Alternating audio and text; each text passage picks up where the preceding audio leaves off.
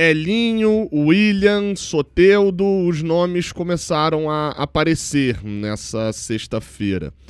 Curiosamente, todos ao mesmo tempo, né? Isso chama a atenção de que alguém internamente abriu o bico, né? Porque todas as negociações surgiram ao mesmo tempo.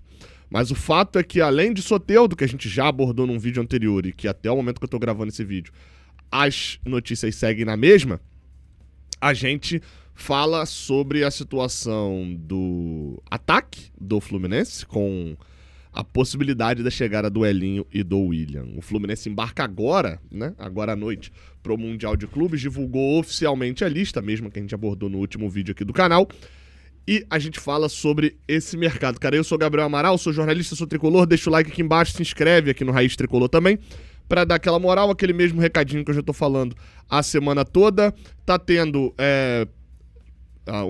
um sorteio, né, pra gente ir pro Mundial de Clubes, pro Super Mundial, pra Copa do Mundo de Clubes. O Jornada estará por lá e a gente vai conseguir fazer uma cobertura muito maior com o seu apoio também. A gente tem patrocinador, a gente tem nosso próprio conteúdo produzido aqui no YouTube, mas isso possibilita a gente a fazer as viagens ordinárias, né, as viagens que a gente já tá preparado. Essa daí, obviamente, é uma viagem muito mais cara para os Estados Unidos, você pode apoiar a gente. No sorteio, R$10 cada número, você tem 10 prêmios aí. Camisa autografada pelo Fábio, tem camisa autografada pelo Cano, pelo Ganso, tem camisa oficial do Fluminense, tem boné, tem toalha, enfim.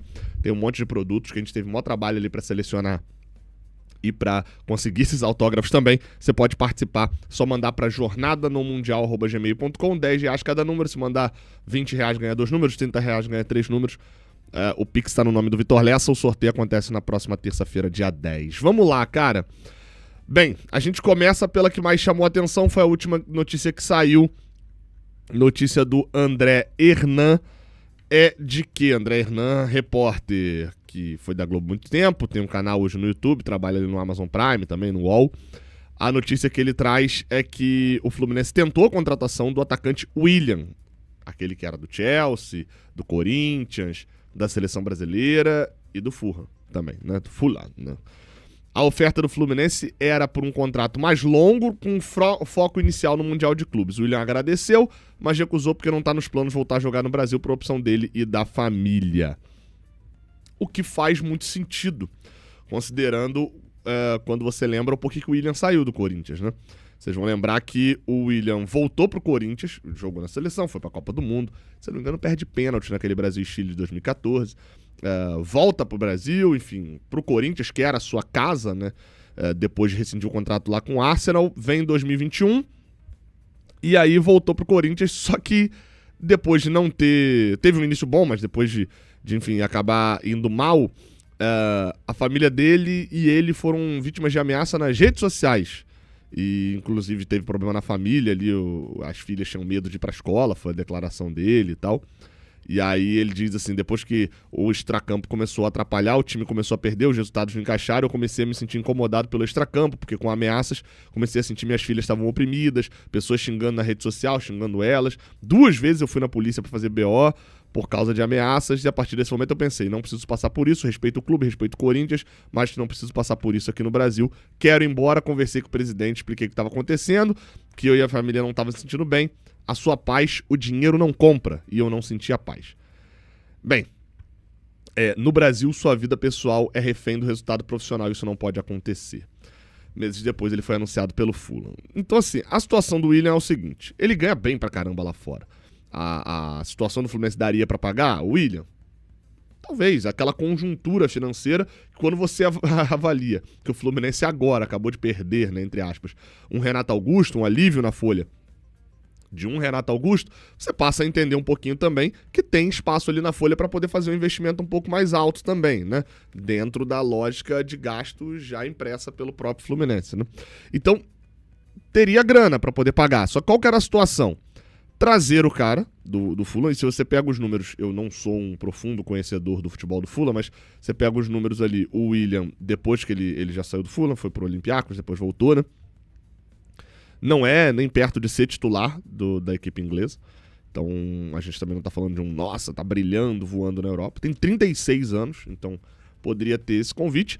E, assim, então, talvez beleza, bola. Acho que talvez teria, não seria unanimidade, mas a gente vai conseguir buscar uma unanimidade agora? Acho que não. E o Fluminense tá meio que aquele cara que tá usando a desculpa do Super Mundial ainda na parada, entendeu? Tipo, teria vários exemplos aqui pra dar, mas eu vou evitar os exemplos, porque meus exemplos são muito criativos aí, nem todo mundo entende.